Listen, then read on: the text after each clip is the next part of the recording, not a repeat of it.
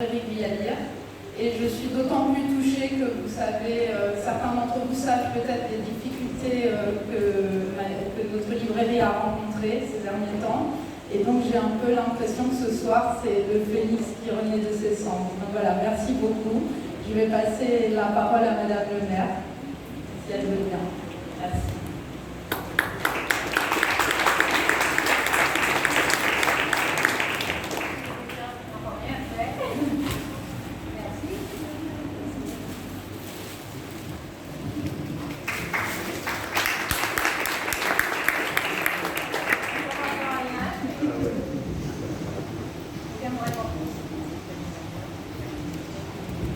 Madame la ministre, Christiane Taubira, il y a d'autres intervenants qui ne sont pas arrivés. En tout cas, mesdames et messieurs, en grade et qualité, comme il est de coutume, mesdames et messieurs, bonsoir. Avec mon conseil municipal, il me revient le grand privilège de vous accueillir, Madame Christiane Taubira, au sein des salons de ville, dans le cadre de cette conférence débat, en partenariat avec Bialim, pour la présentation de votre roman Grand Ballon. Mot créole vient de chez nous, qui a pour objectif de motiver, de se porter au-delà de soi pour aller plus loin. J'ai lu, Madame Taubira, que votre roman parle avec cœur au cœur. J'ai lu, Madame Taubira, que votre roman parle avec tripes aux tripes. J'ai lu, Madame Taubira, que votre roman parle de nos rêves, à nos rêves, à ceux que nous n'osons pas toujours exprimer, je dirais même devancer. Laissons-nous porter, voire emporter, avec vous et par vous, vers cette partie encore voilée de nous-mêmes, au travers de votre plume magistrale. Merci à chacun et chacune de vous pour votre présence et pour votre aimable attention. Et maintenant, grand ballon. Merci.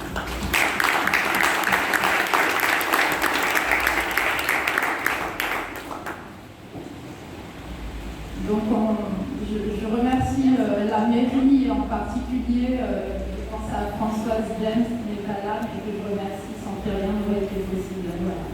On va commencer, Madame Taubira, si vous voulez bien. Alors, est-ce que vous voulez dire un mot au public avant de commencer? D'abord, par courtoisie, évidemment, on remercie Madame la maire pour son propos d'introduction, d'accueil, extrêmement chaleureux, pour la décision d'accueillir cette rencontre ici.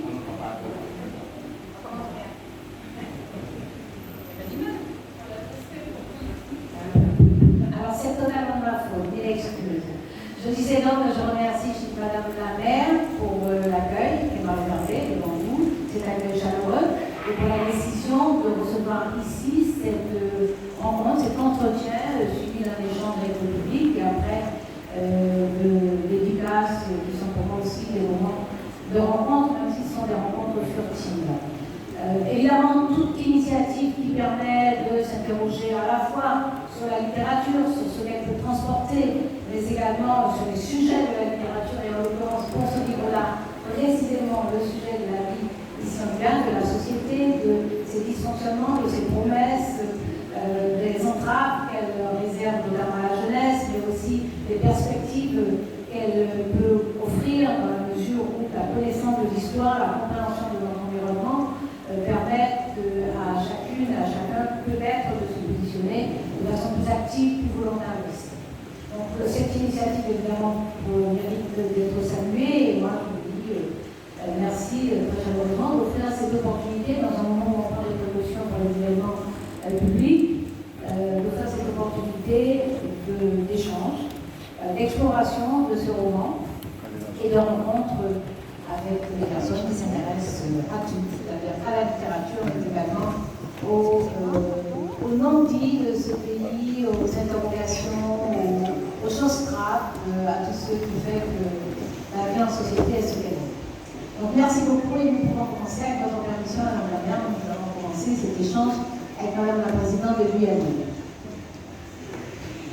Alors, votre roman, Grand Balance. Peut-être que c'est bien à vous d'expliquer au public comment on va fonctionner ce soir. Excusez-moi, c'est le tract. Donc, on va faire un entretien avec Madame Taubira, où je vais poser des questions autour du livre, et à la fin, il y aura un temps où vous aurez la parole et vous pourrez poser vos questions. Et cela sera suivi d'une collation et d'une dédicace, séance de dédicace, où vous pourrez faire dédicacer vos ouvrages, voilà, qui sont en vente sur presse, si vous ne l'avez pas encore. Voilà. Grand Bâton. On va commencer par le titre. J'ai trouvé que c'était un bel hommage à la Guyane. Et la première question en tant que libraire que je me suis posée, c'est est-ce que l'éditeur a facilement accepté un titre en créole? L'éditeur n'a pas d'avis à donner. En ce qui me concerne, l'éditeur n'a pas d'avis à donner. Donc, j'ai toujours choisi. Alors, Plomb, c'est un éditeur chez qui je suis depuis l'année dernière. Donc, j'avais publié Nuit d'épines, qui est alors que l'éditeur lui-même appelle un roman du vrai. Ce sont des chapitres qui portent sur des événements, des expériences, des combats, et qui montrent à quel point la nuit occupe une part importante dans ma vie depuis très longtemps. Depuis que je suis enfant, la nuit est très très importante pour moi parce que je fais beaucoup de choses la nuit, je vis beaucoup la nuit, et j'ai eu l'occasion souvent de faire des choses déterminantes la nuit. Donc je suis venue chez cet éditeur que je connaissais déjà pour ce livre, et donc quand je lui ai proposé ça, il a pris. Et c'est très clair, l'éditeur précédent, c'était Philippe Ray, et voilà, c'est moi qui choisis mes titres. Vous avez parlé tout à l'heure de Nous habitons la Terre, il hésitait sur Nous habitons la Terre, je lui ai dit non, c'est ça, et puis c'est tout. Mon livre suivant qui s'appelle La Roque Sarabande, c'est pareil, il disait est-ce que les gens vont comprendre, je lui dis c'est ça, et puis c'est tout. D'ailleurs après il est venu, il m'a dit les gens qui ont lu le livre disent que La Roque Sarabande, ça va très bien comme titre. Mais de toute façon, moi je suis dans un rapport, je suis pas une autrice professionnelle, je suis pas une écrivaine professionnelle, c'est pas mon gagne-pain, c'est pas. Donc je suis dans un rapport à l'écriture qui est un rapport de totale liberté. Avec des messages à passer. Voilà. Donc Grand Ballon, point barre. Justement, comment vous traduisez Grand Ballon? Moi j'aurais dit que c'est l'allure un peu, parce qu'il y a une notion des fois de vitesse, et puis il y a Grand Ballon, se donner un peu un dièse comme ça, c'est ça? Alors, l'intérêt de Grand Ballon, c'est que c'est une expression, comme souvent nos expressions ici, elles peuvent en fait avoir un endroit et un envers. Ça arrive souvent que des expressions aient un aspect positif et parfois un aspect négatif. Donc, Grand Ballon fait partie. Grand Ballon peut être utilisé pour quelqu'un qui vient, qui remue un tas d'air et qui n'est pas très efficace, qui n'est pas grand-chose d'utile. Et puis, Grand Ballon, ça peut être aussi une façon de se positionner et d'encourager une autre personne en disant mais voilà, on se redresse et puis on décide de ce qu'on fait. Moi, j'ai choisi évidemment l'aspect positif que je définis. D'ailleurs, je sais plus, il y a des gens qui savent par cœur la page où c'est défini. C'est dans un chapitre, je pense que c'est au chapitre 3. C'est au chapitre 3 où je dis vous l'avez sous les yeux? Non, la définition. Donc, je crois me rappeler parce que j'ai fait 2000 choses depuis. C'est Grand Ballon, c'est quand tu manœuvres, quand tu prends ton essor pour manœuvrer le ressort qui te permet de contrôler ton propre sort. Voilà, je vais m'amuser un petit peu, mais c'est à peu près ça la définition, c'est ainsi que je l'entends. Donc en fait, c'est un livre autour d'une affaire qui est quand même une tragédie, et je ne suis pas dans une démarche ni passive, ni fataliste, ni pessimiste. Donc même autour de cette tragédie, ce que j'ai voulu, c'est à chaque fois dégager les lueurs.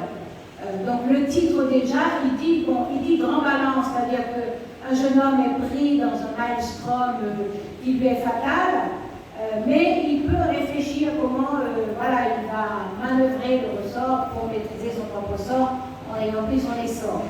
Donc c'est ça, ce message constamment. La présence des jeunes, j'espère qu'on le perçoit à la lecture, la présence des jeunes, même lorsqu'ils sont en difficulté, même lorsqu'ils sont un peu démoralisés, même lorsqu'ils sont sans perspective, même lorsqu'ils sont dans une trajectoire difficile pour eux, une trajectoire de contrainte par exemple, puisqu'il se passe des choses dans un centre éducatif fermé. Même dans ces cas-là, ce que je veux, c'est qu'ils voient qu'il y a de l'espoir. Ils voient qu'il y a un espace qui leur permettra de reprendre l'initiative, de rêver leur vie différemment, d'organiser leur vie différemment. Donc en balance, ça sert à tout ça. Alors effectivement, en lisant votre livre, j'ai presque eu l'impression que l'histoire c'est un prétexte, parce qu'il y a plein de choses. Il y a plein d'anecdotes historiques, géographiques, de la musique, et j'y ai ressenti 3 combats. Celui pour la jeunesse à qui vous le dédicacez, celui plus généralement pour la Guyane, et plus subtilement celui pour les femmes qui ont un grand rôle dans ce livre. C'est ça ou je me trompe? Je dois admettre que vous avez bien lu. Il y a en plus, j'ai remarqué qu'il n'y a aucune description physique des personnages, c'était volontaire. Ils sont tous très différents de caractère, mais vous ne les décrivez pas. C'est délibéré. Alors, je vais vous répondre sur les 3 combats, et après je reviendrai, si je dis vous me relancez, sur la question des descriptions physiques. Alors, oui pour la jeunesse, parce que quand même nous sommes dans une société qui a un marqueur très très particulier et très significatif, c'est que plus la moitié de la population n'a pas 25 ans. Ça n'est pas banal,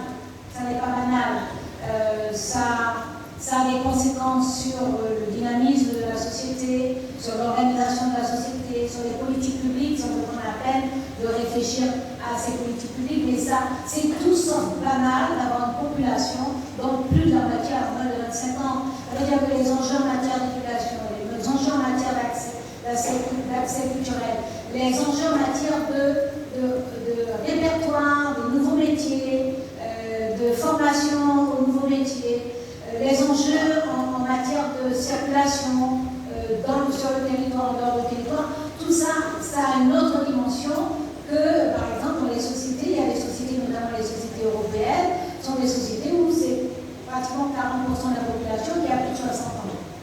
Là, il faut penser aux infrastructures de soins, d'accompagnement, etc. On ne pense pas une société de la même façon si plus de la moitié de sa population a 25 ans ou si 40% de sa population a plus de 60 ans. On n'en pense pas différemment. Or, ici, on ne voit pas les traces qui montrent qu'on pense constamment qu'il y a une population de moins de 25 ans, que plus de la moitié de la population a moins de 25 ans. Donc, ce que le livre veut faire aussi, ce que je veux faire à travers ce livre, c'est rappeler que ça n'est pas anodin. Et que ce qui touche cette jeunesse-là, et qui souvent nous laisse indifférents, parce que soit nous avons des discours un peu à l'emporte-pièce, ouais, mais les jeunes maintenant, ils sont feignants, ils ne veulent rien faire, ils sont mal élevés, etc. Soit nous avons une espèce de fatalité dans notre regard, et bon, voilà, je veux plus sortir de ça. Donc, c'est vraiment un hommage à la jeunesse, c'est comment on s'interroge sur une jeunesse qui, du fait que justement la société et les politiques publiques ne sont pas pensées par rapport à cette période de leur vie, comment cette jeunesse peut se retrouver embarquée dans des choses complètement imprévisibles avec des conséquences qui peuvent être phénoménales, ce qui est le cas dans le livre. Et qui les dépassent. Absolument. Ensuite, donc, la jeunesse est effectivement très importante. La Guyane, oui, c'est un roman sur la Guyane, qui se déroule en Guyane. Et alors, ce que je vais vous dire, c'est que je l'ai écrit pendant le confinement. En fait, je ne suis pas romancière non plus. Et je ne pensais pas du tout être un roman. Et j'avais même répondu à plusieurs éditeurs qui, depuis plusieurs années, me commandent des romans. Alors, en disant, mais moi, je ne vais pas écrire de romans, je ne vais pas faire de la fiction. Donc, voilà, je ne vais pas faire ça. Comme vous, je me suis retrouvée confinée presque 2 mois. Donc, dans une sédentarité forcée, moi, je suis une grande driveuse. Je suis une semi-nomade, une nomade. Je suis vraiment une grande driveuse. Où que je sois, je bouge. Voilà. Donc, il y en a qui me croisent à vélo ici. Je les apprendis. Je circule à vélo, mais bon, voilà, je circule beaucoup. Je bouge beaucoup, où que je sois. Je peux être dans un pays quelconque pour 2-3 jours. Je vais aller le soir à un concert de jazz ou à un concert de musique, d'une autre musique, ou voir une pièce de théâtre. Je vais aller visiter un musée. Je vais aller voir les marchés dans la journée, même si c'est au pas de charge. je vais aller voir les marchés, c'est-à-dire là où se concentre à un moment donné la vie sociale du pays où je me trouve. Donc voilà, je suis une personne qui bouge beaucoup. Et donc 2 mois confinés, je regardais pousser les herbes sauvages dans mon jardin, c'était rigolo, mais ça va un moment.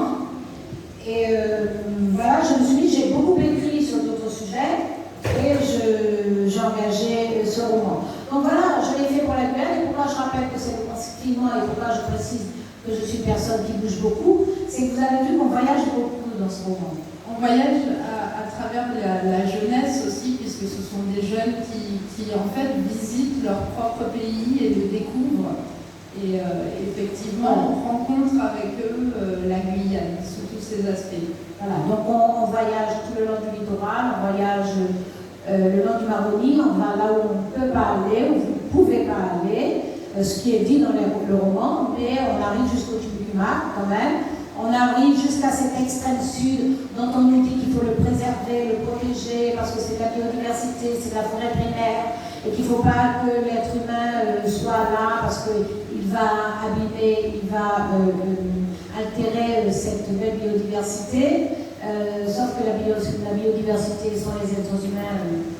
Bon voilà, on peut aimer admirer ça. Moi je regarde volontiers un tableau, ce qu'on appelle les natures mortes, je la regarde volontiers dans les musées. Moi je crois que les êtres humains vivent avec leur environnement.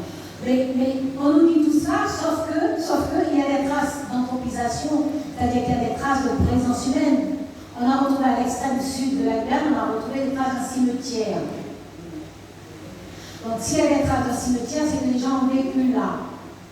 Et on trouve tout le temps, partout en Guyane, on trouve des traces. Soit on trouve des traces évidemment des communautés amérindiennes qui occupaient le territoire avant l'arrivée des colons européens, soit on trouve des traces d'autres moments de l'histoire, y compris avant l'esclavage, pendant l'esclavage et après l'abolition de l'esclavage, on trouve des traces. Donc partout, on a cette présence. Alors elle peut être très localisée, c'est-à-dire que ça ne veut pas dire qu'il y a eu du monde dans tout le sud du pays. Et puisqu'on a trouvé ce cimetière, ça prouve que moi j'ai fait un rapport sur l'exploitation minière en 2000 et j'ai retrouvé, en travaillant sur des archives, j'ai retrouvé des traces de villages qui avaient plus de 600, 700, 800 personnes. Le village de Briget, par exemple, est un village qui est vraiment au sud, qui est plus bas même que la Waki. C'est un village où il y a eu pas moins de 800 personnes qui ont vécu là.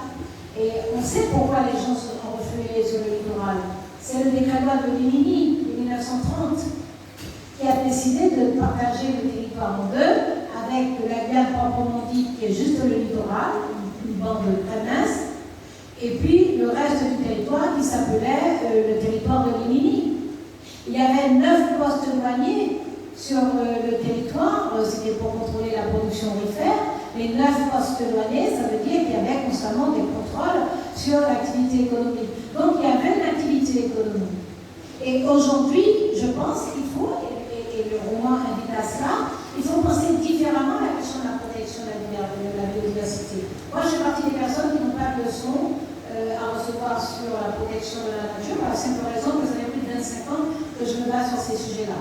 Et qu'à l'étranger, je suis reconnue sur ces sujets-là. En 2009, les Verts français, ELD, m'ont demandé de parrainer leur liste aux élections européennes. Donc, je n'ai pas de preuves à apporter sur mes engagements.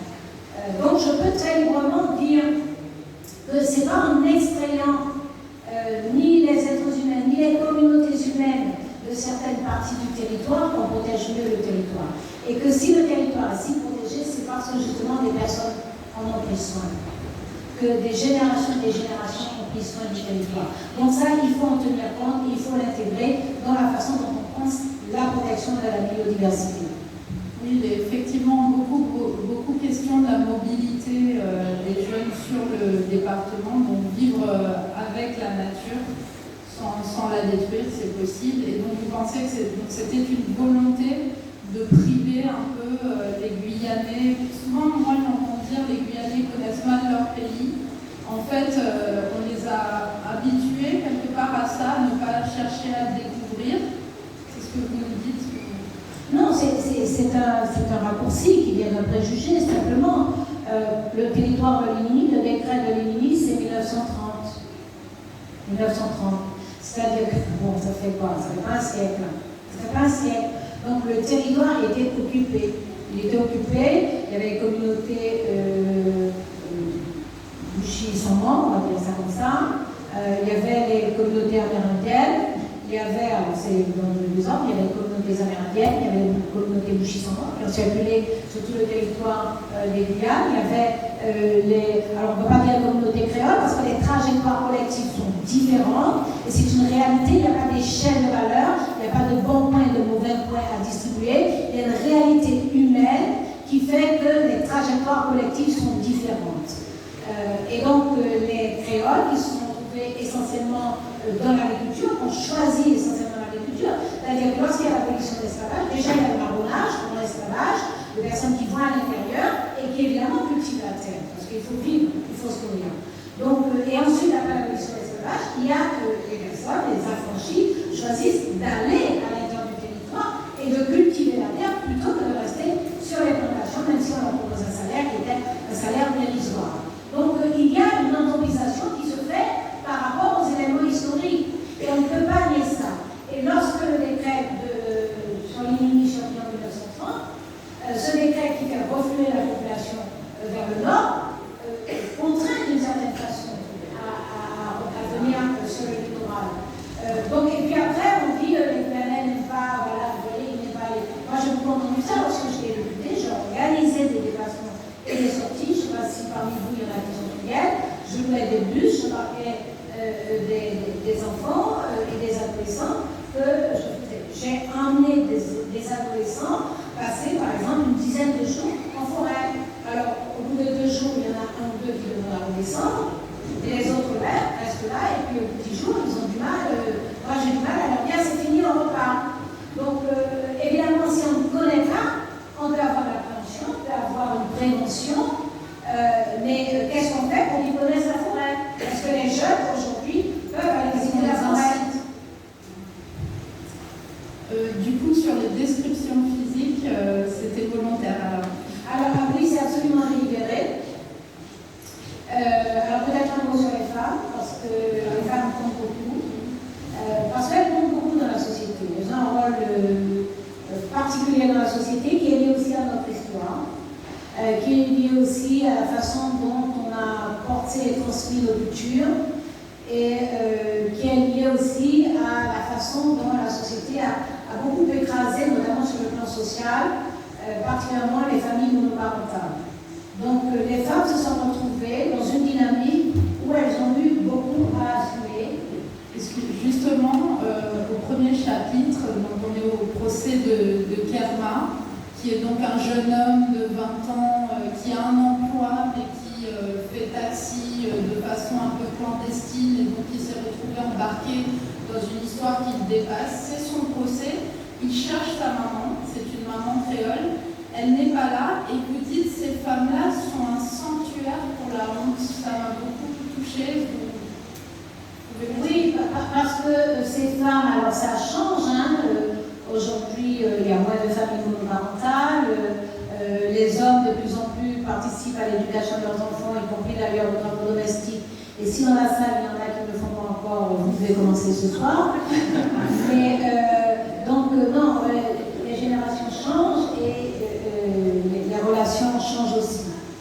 Mais moi, je crois que ici, dans la salle, pour la plupart, vous savez que ça résonne pour vous quand on dit une maman créole qui a toujours peur pour ses enfants, particulièrement pour ses garçons, une maman créole qui a peur d'avoir honte, Il y avait un de l'eau très terrible ici, qui disait, moi j'entendais ça quand j'étais gamine, et on préférait pérer à Saint-Michel passer m'opérer devant la jambe.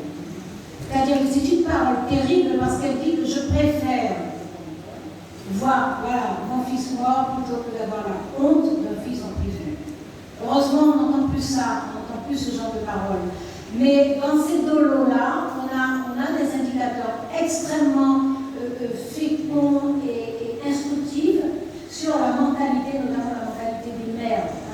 Qui était pas gingonne pour l'estomac, ça c'est vraiment la mentalité de maman là.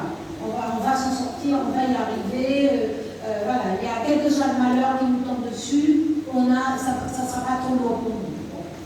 Bon Dieu a pris la gale, mais qu'il va nous gratter, voilà, il y a une espèce à la fois de défaitisme et de sursaut. Il y a les malheurs nous tombent dessus, hein, c'est très dur, mais on a quelque chose pour s'en sortir. Donc les femmes ont une présence très forte là, et cette maman, oui, c'est un sanctuaire pour la honte, parce que ça rappelle évidemment en arrière-plan, je n'ai pas repris le boulot parce que je ne veux pas qu'il circule, mais il y a en arrière-plan cette idée que le pire, la honte, c'est vraiment d'avoir un enfant en prison. Mais c'est une façon générale qu'il faut bien se tenir, il faut bien être bien habillé, il faut parler correctement, il faut être poli, etc. C'est quand même très largement l'éducation qui est transmise. Du coup, les descriptions physiques. Alors, je reviens. Heureusement que vous avez de la suite dans les idées. Merci, Madame Rebelle. Alors, les descriptions physiques, c'est délibérément que je ne les ai pas faites. Parce que, alors, je lis beaucoup depuis très très longtemps de très grands auteurs, notamment des femmes africaines-américaines, et au-dessus de tout, je place Toni Morrison, qui est une écrivaine africaine-américaine qui est décédée l'année dernière en 2019, et qui a bataillé pendant toute sa vie d'écrivaine, elle a bataillé contre cette obligation de l'écrire les gens. Et ses éditeurs, elle a essayé un ou deux romans où elle ne décrivait pas ses personnages, mais où l'éditeur l'obligeait à reprendre, voilà, pour décrire les personnages. Alors ça se passe aux États-Unis, c'est-à-dire que c'est constamment, il faut dire, que c'est une personne noire, que voilà, cette personne parle comme ça, etc. Ici, la pression est moins forte, bien entendu. Mais il n'empêche que je trouve que dans la littérature, on doit pouvoir échapper à l'apparence physique. Et donc j'ai fait le choix d'échapper à cette apparence physique pour deux raisons. La première, un hommage à Toni Morrison, pour résister au fait que oui, on peut faire exister des personnages sans forcément expliquer précisément à quoi ils ressemblent physiquement. Et donc éventuellement les caser quelque part, parce que quand vous décrivez l'apparence physique de quelqu'un, implicitement, le lecteur l'emmène ou vous faites le lecteur l'emmener quelque part. Donc vous le casez dans une catégorie, dans une communauté, voilà, quelque part. Donc c'est ma façon de résister à ça. La deuxième raison de refuser ces descriptions physiques, c'est que, je pense profondément que l'apparence physique ne dit rien des gens. Donc ça n'est pas une source de renseignement. Ensuite, ce que nous vivons ici, ce que la jeunesse vit, ce que les femmes vivent, etc., ce sont des expériences humaines. Ce sont des expériences humaines et que forcément elles ont une portée universelle. C'est-à-dire que ça se passe en Guyane, à telle période, dans tel lieu, mais ça peut se passer ailleurs. Ça peut se passer en Colombie, ça peut se passer, je ne sais pas moi, en Ankara, ça peut se passer, voilà, ça peut passer à Chicago. Donc c'est ça aussi, c'est-à-dire installer les personnages à la fois dans leur présence physique locale, mais aussi dans leur appartenance à un ensemble plus vaste, qui est l'humanité, qui est l'ensemble du monde, etc. Ceci étant, vous aurez observé qu'il n'y a pas de description physique, mais il y a une présence des corps. Il y a des caractères différents et trempés. Il y a des caractères, voilà, très différents, très trempés, très marqués, en effet. Et puis il y a une forte présence des corps, c'est-à-dire que je fais les gens bouger. Les gens bougent beaucoup, ils circulent, ils marchent, parce qu'ils s'énervent, on sait que le corps s'est redressé. Dans une veillée, les femmes se lèvent et dansent, les hommes se lèvent après et ils dansent. Lorsqu'ils parcourent, ils remontent le Maroni, c'est pareil, il y a les corps. Ils bougent tout dans le canot, on les alerte, le canotier leur dit attention, tenez-vous tranquille, etc. Donc j'ai tenu à ce que les corps soient très vivants, très mobiles et très expressifs, tout en me dispensant de les décrire. En tant que lectrice, je peux vous dire que c'est pas mal parce que ça nous permet aussi de les imaginer comme on veut et donc c'est bien. On me dit qu'il ne reste que 10 minutes, alors j'aurais eu plaisir à vraiment... j'avais plein de questions, mais du coup j'en ai deux qui me tiennent à cœur. Je voudrais qu'on parle un petit peu rapidement du carnaval qui apparaît dans votre deuxième chapitre. Quand on lit, on le vit, ce carnaval, et vous expliquez aussi au lecteur comment il a muté, comment il s'est transformé à des fins économiques. Et donc vous dites cette phrase: le plus perfide des pièges d'un carnaval est d'être dépouillé de sa fonction subversive au profit d'un esprit de fête sans aspérité ni fidélité. Vous pensez que notre carnaval a perdu de son authenticité? Absolument. Je ne parlerai pas de son authenticité parce que moi je pense qu'on peut créer une authenticité aujourd'hui. Les générations se suivent et elles construisent des choses qu'elles transmettent aux autres, que les autres prennent, transforment ou remplacent, etc. Donc je ne parlerai pas d'authenticité, mais je parlerai d'une fonction subversive qui a incontestablement disparu. Quelle était cette fonction? Alors une fonction subversive et une fonction de mémoire. Parce que le carnaval est un vecteur important de mode de vie, d'activité économique, de rapports sociaux, de présence des dogmes religieux, du rôle d'une certaine aristocratie, des inversions de rapports, notamment entre les femmes de milieux modestes et les différents milieux de pouvoir. Le carnaval était le vecteur de tout cela. Il était aussi le vecteur d'activités économiques avec des personnages, avec des scènes qui étaient mimées sur notamment les plantations pendant la période de l'esclavage, mais aussi après l'élevage en Guyane qui s'est développé notamment dans les années 40-60. Et avec le bœuf dans le bœuf, c'est-à-dire qu'un bœuf qui pouvait s'échapper d'un élevage et puis envahir la ville, éventuellement, donc ce sont des choses qui ont existé. Donc le carnaval avait cette fonction subversive et mémorielle. Qu'est-ce que la fonction subversive? C'est l'inversion des rapports de pouvoir. Et moi je pense qu'il faut qu'on réfléchisse à ça. Aujourd'hui on peut penser un carnaval qui soit subversif sur autre chose. Mais au moins qu'ils disent quelque chose, qu'ils ne disent pas juste le commerce, qu'ils ne disent pas juste des vêtements rutilants pour lesquels on a eu du rabais sur les tissus et avec tout le monde habillé pareil comme si c'était un uniforme. C'est devenu ça notre carnaval, mais quelle est sa fonction? À part montrer qu'il y a de très beaux tissus dans le commerce ici. Il n'a plus de fonction sociale, il n'a plus de fonction politique au sens le plus noble du terme, c'est-à-dire qu'il parle de la société à la société et il rappelle des choses à la société. Les chansons de carnaval étaient des chansons qui portaient sur des faits divers, qui rappelaient donc l'actualité qui avait été collectivement vécue dans l'année écoulée. Donc moi, ce que je souhaite, c'est que nous ayons une réflexion sur le carnaval, non pas pour distribuer des bons, des mauvais points, pour dire que ce qui se fait là, c'est pas bien. Moi, je dis franchement, la plupart de ce qui se fait là ne me plaît pas. Mais c'est sans importance que je le dise. Ce qui peut avoir de l'importance, c'est qu'on entend que est-ce qu'on veut que le carnaval ait une fonction dans la société?